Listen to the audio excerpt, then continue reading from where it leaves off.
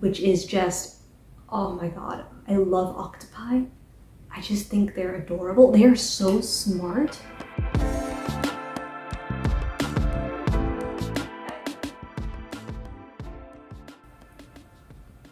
Hey guys, welcome back to my YouTube channel and to my knitting podcast.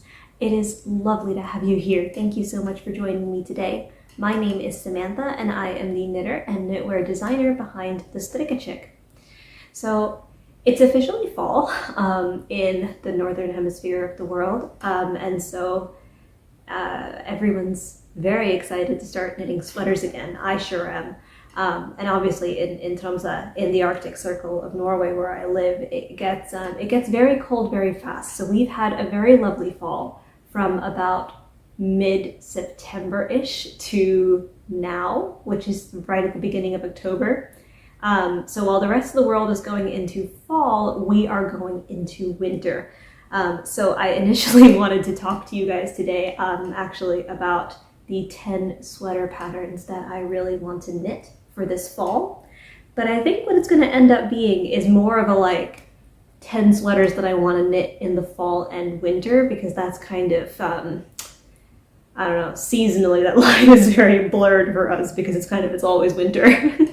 But yeah, I hope I have kind of like a bit of a varied list of sweater designs that I really want to make this knitting season. I'll just call it a knitting season. Fall and winter combined is knitting season.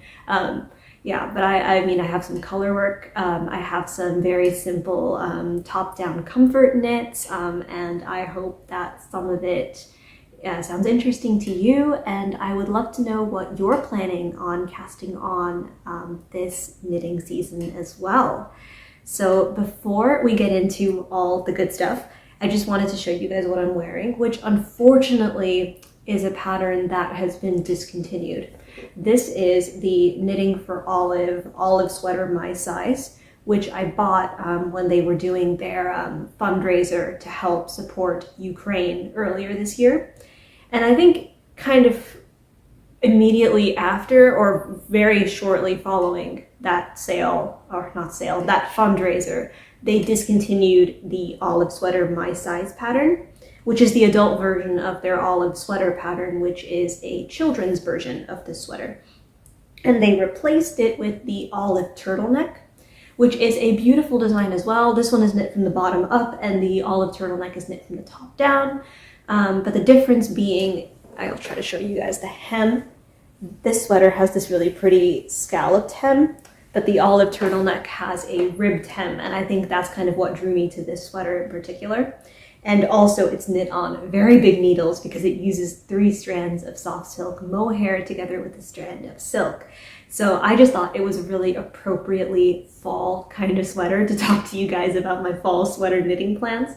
But since I can't link this one, I will link the equally gorgeous olive turtleneck pattern in the description down below.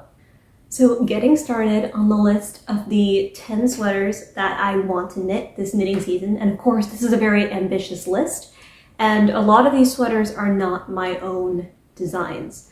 So between kind of, I've been on a bit of a designing kick actually. I think I have like, it's 4 sweaters now that are out for testing calls, and it's kind of, I've already released the Menlo sweater this season, and starting from next week, when this podcast goes out, I think there's going to start being a release pretty much every week or 2 weeks. It's, oh gosh, because I've been on a roll, I think. So this list obviously doesn't include very much of that. It's more patterns that I want to knit that other people have designed and I've been eyeing, and they've been on my Ravelry queue, and I have yarn for some of them, and for others I am still brainstorming. But yeah, ideally I can at least cast on most of these this knitting season. So this is mostly to hold me accountable to doing some knitting that's not just me designing sweaters, because as fun as that is, I really just love to follow patterns and knit things that I don't have to like think about grading and designing and while I knit.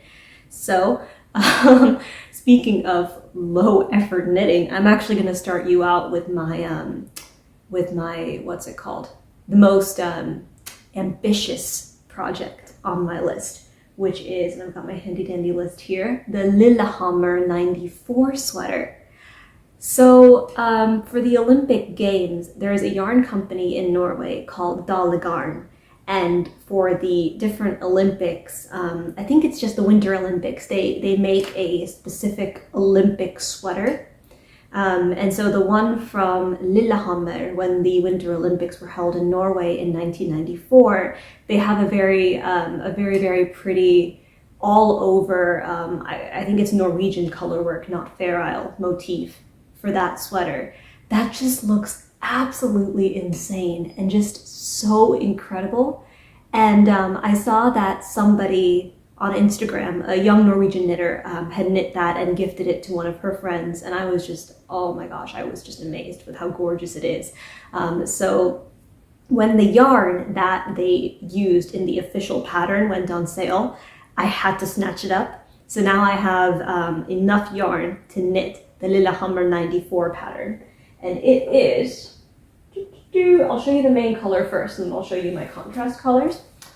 I'm going to knit that sweater in Dale Garn natural lanolin wool, which is, it's 100% new, clean new wool is the direct translation, ren ny ull.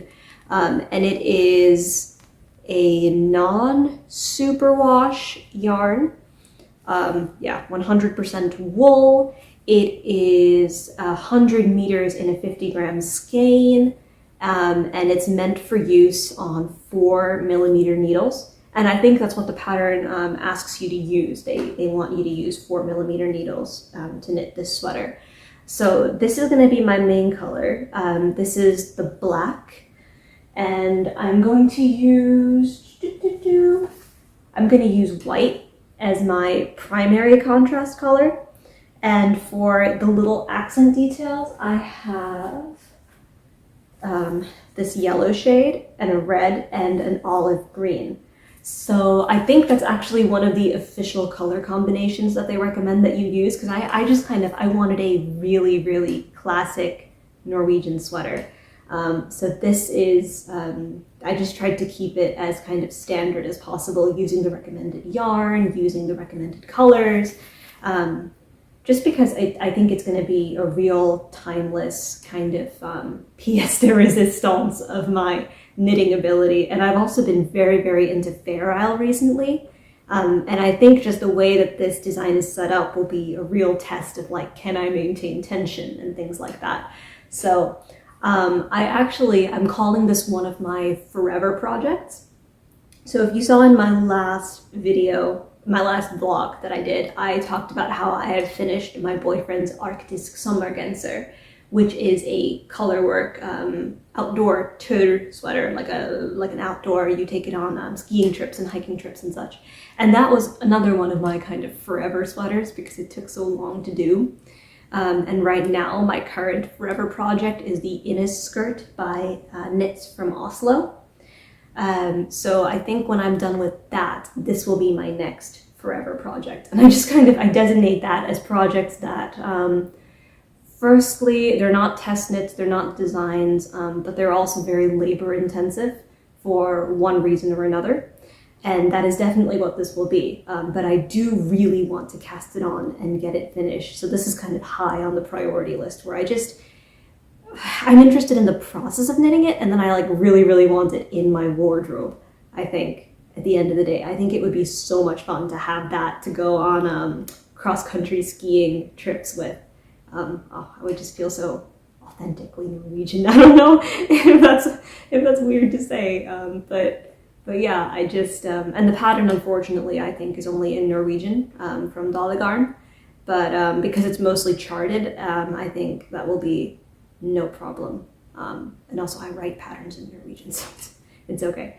But yeah, I'm very much looking forward to casting that on very, very soon. The next sweater that I want to cast on is actually more of a springy knit, I think, when you look at it. But I mean, I've had the yarn in my stash for ages, and it's done very thick needles, and so I'm just thinking, this is the time. I am going to cast it on. I am going to knit it this fall / winter.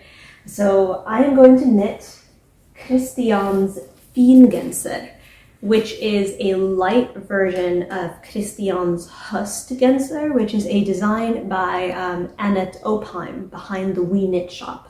And she gained a lot of popularity, I think, around the time that she came out with the pattern for the Bølgegenser, which translates to the wave sweater. And what it is kind of it's a pattern that's inspired by a sweater that was a very popular knit from Gani, the Danish fashion company at the time. And those sweaters were retailing for like $500. And then she came out with a pattern that was very similar to it. And so it was a huge knitting craze and everyone was knitting their own Bølgegensers. And I knit one as well. That was actually my first Norwegian pattern that I ever knit. And I am wearing it in the the video where I talk about my 24-hour bus trip along the coast of Norway, because it just felt appropriate for that video. But I bought another pattern from her, the Fingenser pattern, which uses drops air and drops brushed alpaca silk. So I'll be using these two colors. I think this one is in the shade Purple Haze. It's got these little variations. It's actually the same colorway that I used to knit the Sleia vest sample that I made for myself. But I did buy enough for both that and the Fingenser, so I have a good amount of yarn left over. And I'm knitting the brushed alpaca silk in the color, it's the color 17, but I'll put the official color name up in the box that shows up. But yeah, I think these kind of resemble the colors that she used in the sample, and it's knit on 10mm needles. So it's a pretty speedy knit. I just haven't gotten around to it because the pattern recommends, or the pattern is written so that you knit in the flat back and forth, but I don't really like doing that. I really like knitting in the round. So I think what I'm going to do is I'm going to convert the pattern to knit in the round, and I just haven't summoned up the mental energy to just sit down and do that real quick. So I think that's something that I'm going to get to, because that is my one hurdle in the way of starting this sweater. Otherwise I would just cast on and power through it, because I need 10mm needles, and it's lace knit too. So that sweater would be done in like 2 days. And then I would have a very, very beautiful sweater that I have wanted in my wardrobe, because I bought this yarn wanting to make that sweater. But yeah, I am planning on getting to that. I think maybe later on in the winter, just because I want to be able to wear it for spring. And I feel like it is such a kind of transitional weather piece that I don't need it for the dead of winter. It'll be too cold to wear it, but I will want it for like February, March. So it's probably something that I'm not going to cast on until after Christmas, but it is definitely something that I want to cast on before the weather starts heating up in terms of like getting into like maybe the 20s if we're lucky. But yeah, so yes, this will be a Christian Fingenser, and I think the pattern is also only in Norwegian. I promise there are English patterns. My next one is an English pattern, but yeah, I think she has started to do English patterns as well on her new ones, but I don't know if she's going back through her old patterns and kind of rewriting or translating those to English as well, because at least Bølgegenser is only available in Danish and Norwegian at the moment as far as I'm aware, but like the ones that she's come out with in 2022 are all in English and Danish and Norwegian at least. They might be in other languages as well. But yeah, Christian's Fingenser, coming soon. So the next sweater that I want to knit for this fall / winter is actually one of my own designs, but it's not a new design. I want to use Drop Sky to knit a white version of my Bonnieux Cardigan, which is I'll post a picture of it, but it's not released yet. It's a top-down raglan lace knit cardigan that has this it's this vintage floret motif that I found in an old knitting book from the 1960s, which you can trace back to France. So it's kind of, it ties in with the name because I bought the yarn at a French yarn store, La Droguerie, and the Bonnieux Valley in France is where a lot of beautiful poppies grow in the spring. So I just kind of, everything just tied into that so beautifully, and it just, oh, I love that design. I feel so elegant wearing it. And what I want is a white one that I can wear for Christmas, because I have this maxi wrap dress that I'm thinking about wearing for like one of the fancy Christmas parties, julebord, that we have in Norway. You go to them, your employer hosts them for you. And so what I'm thinking is I want a white Bonnieux cardigan to wear to my julebord, and I want to wear it over my satin maxi dress, and I just want to feel just refined and elegant and lovely, and then I think that would be really nice. So I'm planning on having that cardigan ready for Christmas. So that one kind of has a bit of a deadline, but I am definitely going to knit myself. And drop sky is just so nice and comfortable to have right against your skin.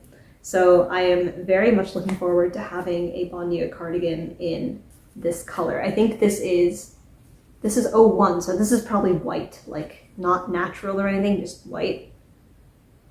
But yeah, Bonnieux cardigan in drop sky. The next sweater that I want to knit for this knitting season actually uses some of the yarn that I've used for my olive sweater. I want to knit the Poetry Pullover by Sari Nordlund, and I've actually bought the pattern already because it was gorgeous, and it was the week that she released it, so she had a discount code, and I used that and I bought the pattern.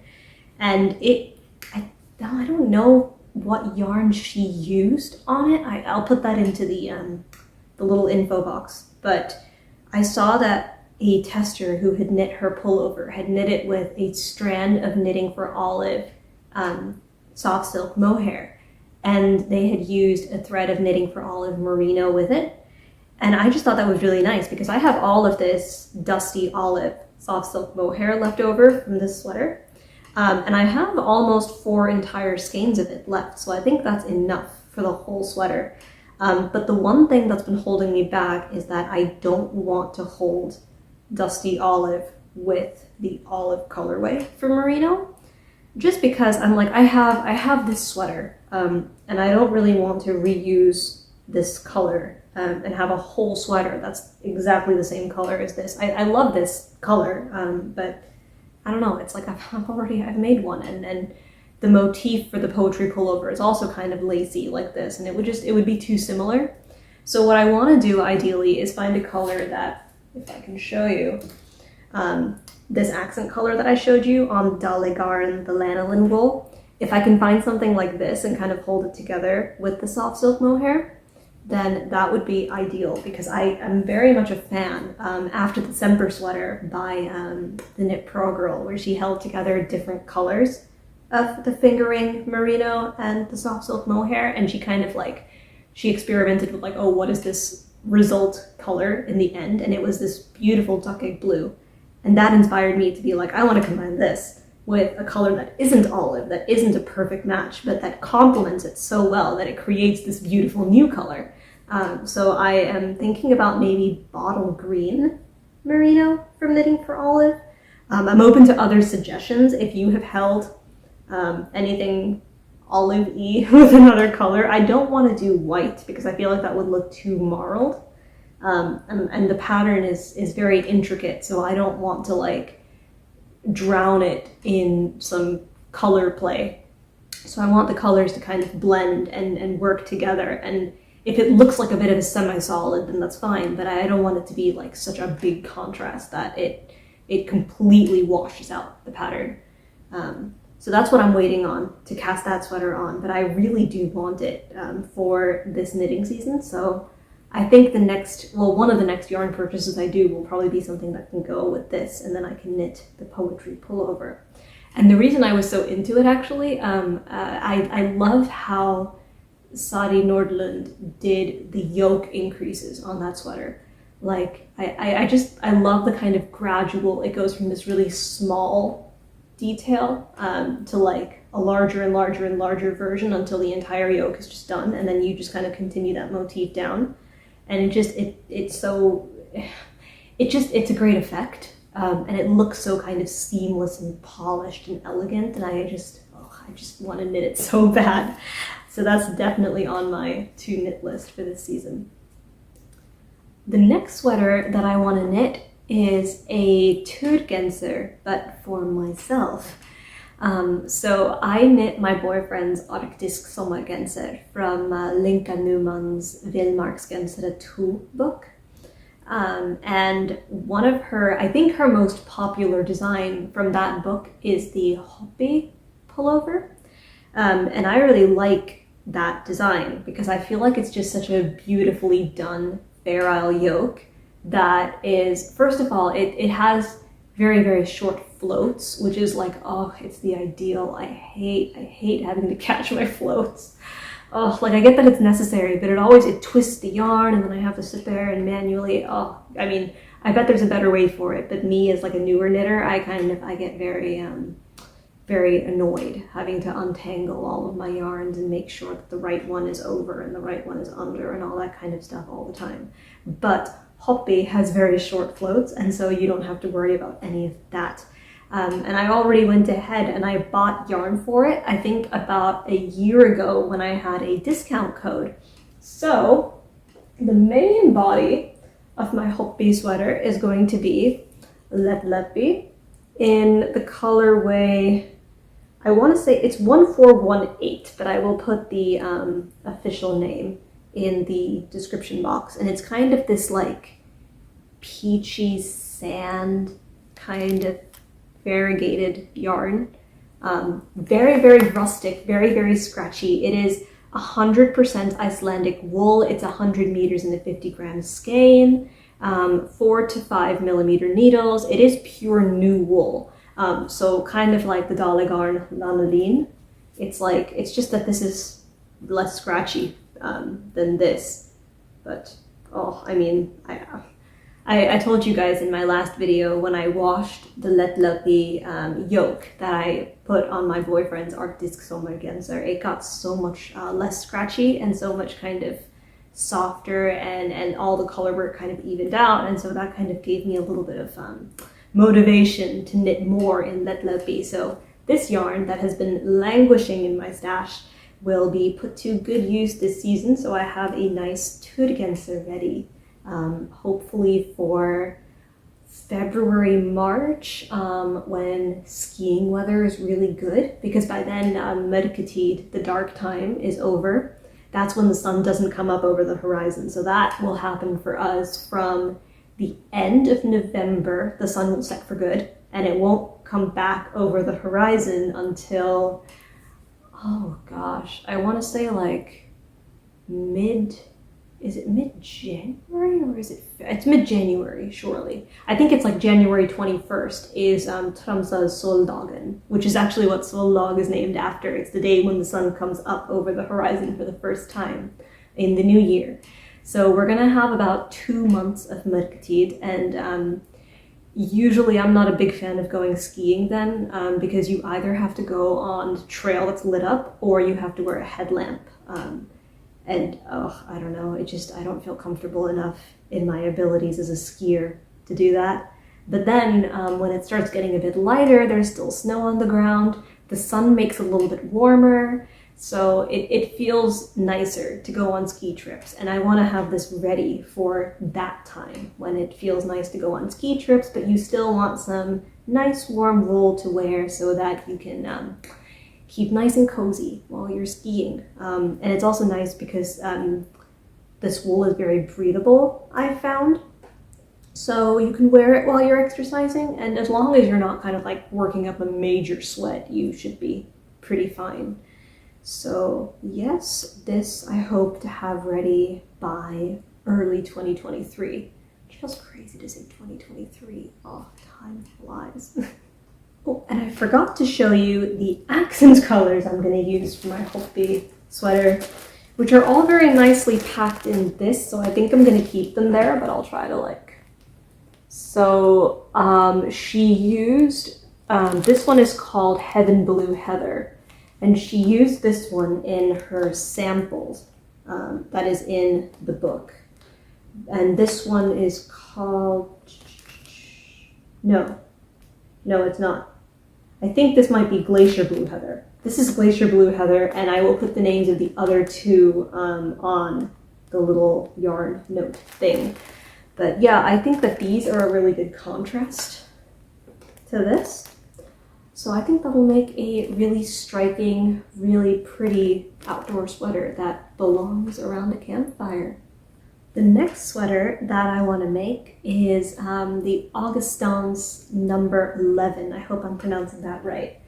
So this is Knitting for Olive's Double Soft Merino, which was very recently discontinued, sadly. But before it was discontinued, one of my local yarn stores, Bundingen, had it on sale. So I popped in and I picked up enough flamingo. That's this colorway. It's a very pretty kind of rosy pink. And I picked that up because I wanted to knit Augustin's number 21, which is basically a variant of her number 11. It's just kind of like a lace detailed dress instead of 11 is supposed to be like a tunic. But I like the lace detailing on the arms, and I might put some of my own in there when I knit the number 11, but like I really like the kind of very subtle high-low of the back to the front, and kind of the way that she inserts the elastic and how that looks in the number 11 versus the number 21. Because it feels like the fabric on the skirt gets like heavier and heavier, right? When you knit it longer. And the 21, it looks a bit bunchy, but the 11 looks really, really nice to me personally. So I've changed my mind, and I don't want to knit the number 21 anymore. I want to knit the number 11. So I'm going to be using Double Soft Merino, which is her recommended in the number 11 as well. And this is 100% organic merino from Knitting for Olive, who are very, very sustainability conscious with their yarn. I highly recommend them. They are beautiful, beautiful soft yarns, a beautiful range of colorways. I just love Knitting for Olive. Obviously it's a bit pricey because of all the care that's put into it, but once in a while, I don't mind splurging and getting some Knitting for Olive. And it's 110 meters and a 50 gram skein. I don't actually know what good alternatives to this would be. I think Drops Air maybe would be a good alternative to Double Soft Merino. It's a blow yarn, but this kind of looks more like Drops Sky. Just because here, now you can see it. Just because I know Drops yarn so well, because I'm a bit of a budget knitter, so I work with a lot of Drops yarns, and so I'm like, this looks more like Drops Sky, and this feels more like Drops Air, but this feels more like a chain kind of yarn. I don't know if that's the right word to use for it, but it feels more like what you would call a chainette yarn instead of a blow yarn. But yeah, I think Drops, but then in terms of the needles that they recommend that you use, it's more similar to Drops Air. I think that would meet gauge better than Drops Sky. And another yarn you could use might be Kit Couture Blow, which is a really nice Danish yarn. The Knit Pro Girl used it to knit her second sample of the Cortesia sweater, which is just very, very lovely. They have some beautiful variegated versions of the Kit Couture Blow, which they have marled Drops Air. I guess you can see the comparison here, right? Like this is more of a blow yarn than this is. And this has more meters per skein than this does. But I think gauge-wise, you would get about the same if you knit on these two, but I have to double check. But I'm planning on holding this with one strand of soft silk mohair, hopefully Knitting for Olive soft silk mohair, but we shall see. And I'm thinking about using a natural or off-white just to give it to tone the pink down, make it a little bit lighter. And also because, I don't know if you can see really, but there are some white flecks kind of just when they made the yarn, the little undyed bits. And I think the white would play into those and kind of I want to bring them out. I guess the normal thing to do would be to kind of cover them up, but I think they look really cool. So that is my plan. And I'm also, because I've never inserted elastic into knitwear before, which I will be doing with my my Inniskirt from Knits from Oslo. But I'm actually really interested to see how it works with the number 11, because I have my own exciting knit dress project coming up in the future that I really want to know how to insert an elastic for. So this is going to be kind of my test run to see if I can do that. And I'm hoping to have this ready for Valentine's Day. I think that would be a cute Valentine's Day dress, like a long version of the number 11. So February 14th is my deadline for this. So yeah, it'll be ready by then. So the next sweater I don't have the yarn for, but I do have an idea of what yarn I want to use. So I want to knit the Stockholm Sweater by Petite Knit.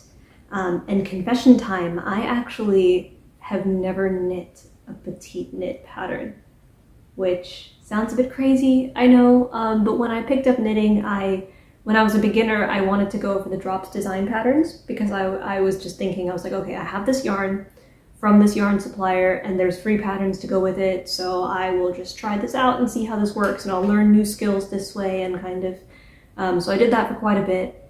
And then I started knitting, I think, what was my first paid for pattern? I think it was actually the Vildmarksgenser book was my first kind of, I paid money for knitting patterns, and then it was the Bulkgenser. And so kind of I went that way. I started going off on like, oh, I saw this on Instagram and I liked it, so I'm going to buy the pattern and knit it. And somehow I never got around to knitting a Petite Knit pattern. Even though I do love her patterns, I don't know, I just never kind of, I have always had other things on my to knit list. But I really love the simplicity of the Stockholm Sweater. And I love how most of the knitting focuses on the construction of the sweater. So I think when she gives her patterns difficulty ratings out of 5 stars, so 5 out of 5 stars is the most difficult. And I think the Stockholm Sweater actually has a difficulty rating of 5 out of 5. And I think that's because of the way that it is constructed and just kind of the techniques used to knit it from the top down I think it's a drop shoulder fit, but you knit it from the top down and you use short rows and pick up stitches and kinds of things like that. And so I'm interested in using that construction method on like a simple stockinette project. So the stitch pattern isn't complicated, but the construction itself is where it really shines. And I just really want a nice mohair stockinette sweater in my wardrobe. So I'm planning on knitting the Stockholm Sweater in a cobalt blue mohair, or an electric blue mohair. I can never figure out what that color is called, but I'll have a picture of the yarn I'm thinking of in the box corner thingy. But yeah, I just think I love that color so much. And I think if it's a plain sweater like that, I would like to have it in kind of a really like poppy color.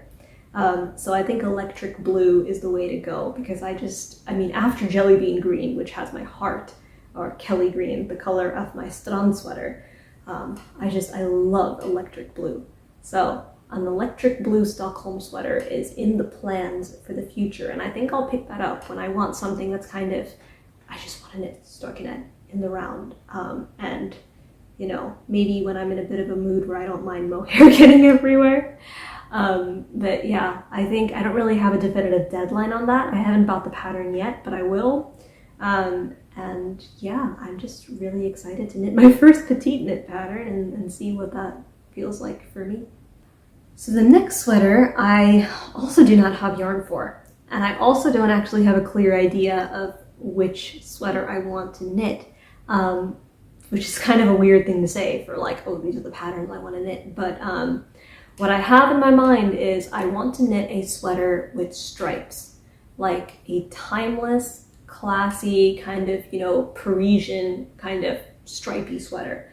And I have multiple ideas on what I want to do for that. So I saw that Drops Design has this sweater called Red Tape in Drops Wish, which I think looks really nice, and it's also kind of chunky, so it would be pretty fast to knit up for me. So it's, I think, on 8mm needles, and it's top-down raglan, which is, oh, I love raglans. I used to do a lot of drop shoulder knits, but I think for a sweater like this, I would prefer it to be a bit more structured. So I like that. And I'm also considering the Louvre sweater by Petite Knit, because that's really pretty.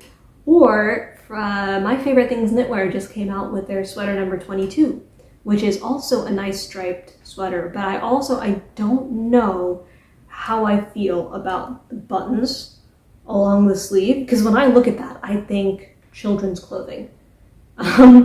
And I don't know, I just kind of get that association in, because I'm like, okay, that's like how you get them out of their shirts easier. But I don't know, it could be cute. So I'm still kind of stewing on what I want to knit for my stripy sweater. So if you have any ideas, please put them down below, because I would love to know if you have suggestions on a nice Parisian striped sweater that I can knit and feel all kinds of classy. Some people do call Tromsø the Paris of the North. There are many Parises of the North, I believe, but this is one of them. So yeah, I'm excited to knit that pretty soon, but probably not one of my very immediate cast-ons, just because I'm still unsure of what pattern I want to use to make my striped sweater knit in the first place. So we are almost at the end. This is pattern number 9 that I'm hoping to get knitting on this knitting season, fall, winter. And I plan to knit the Pauline Sweater, or the Pauline Genser by Garnius, which is a Norwegian yarn company.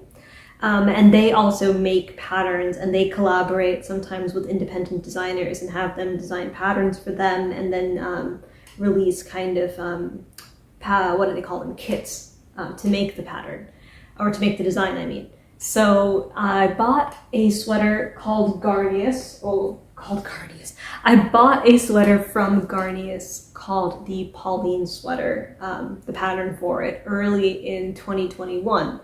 I had knit my first Fair Isle swatch, which turned into a coaster, and I was so self-assured. I was like, I can knit Fair Isle now, so I am going to buy this pattern.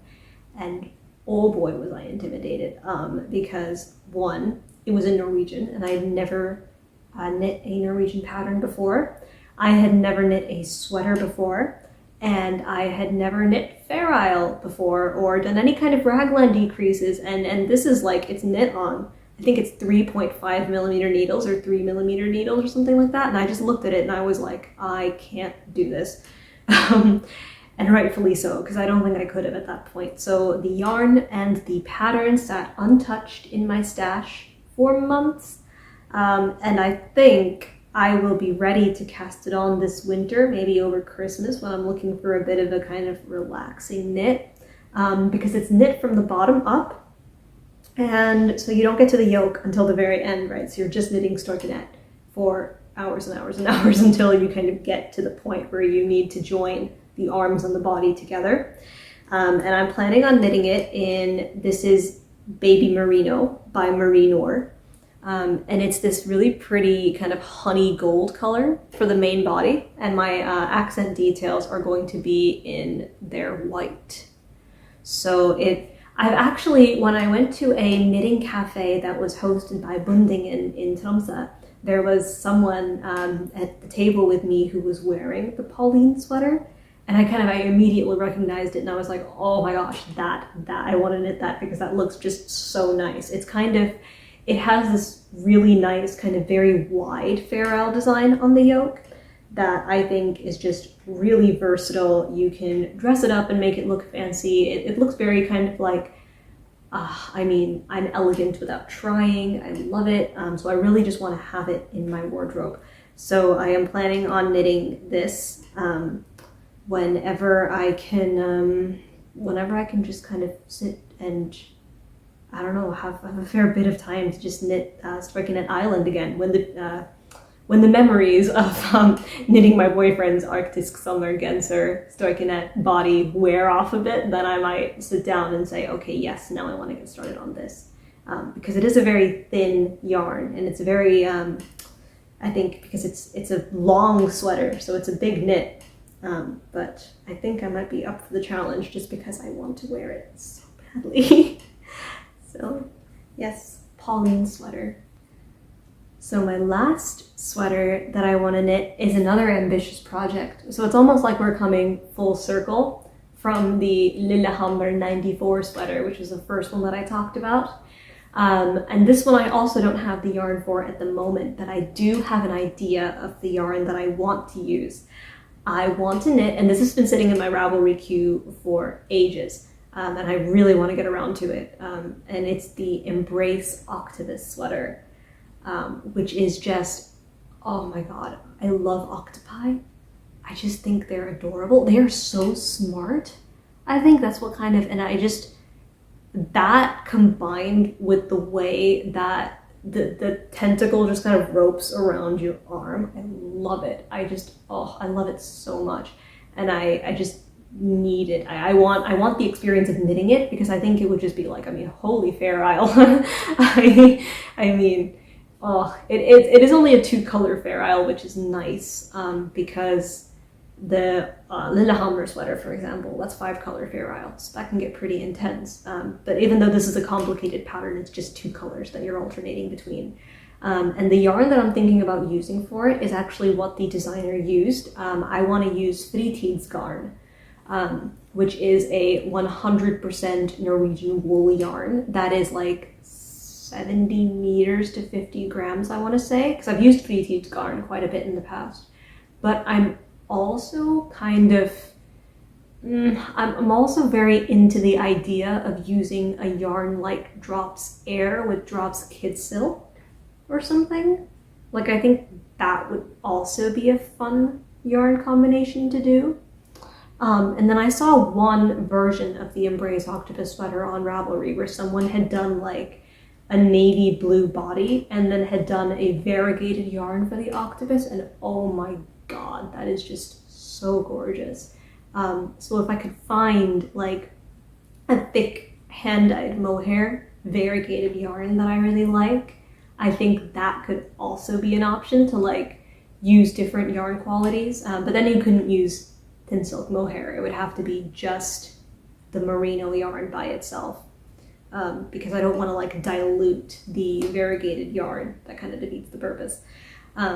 But yeah, I'm still kind of stewing over my yarn options for that, just because there are so many, and there are so many projects on Ravelry, and I think that's part of my problem, right? Is like, I see all these beautiful yarn combinations, I'm like, oh, I could do that, oh, I could do that, I could do, oh, I mean, then it becomes impossible to make up your mind.